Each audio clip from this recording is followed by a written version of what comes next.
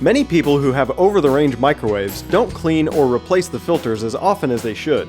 In this video, we will show you how to clean your unit's grease filters and replace the charcoal filter.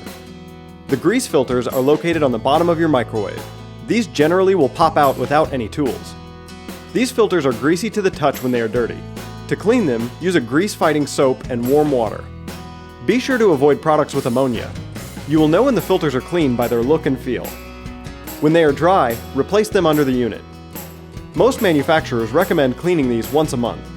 The charcoal filter is located behind the vent near the top of the unit.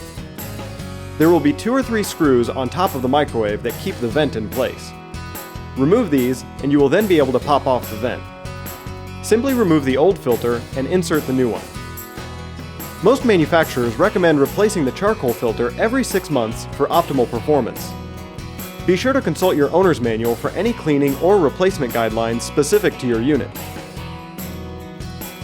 If you have any questions about this process, call Home Spectors at 336-382-7269.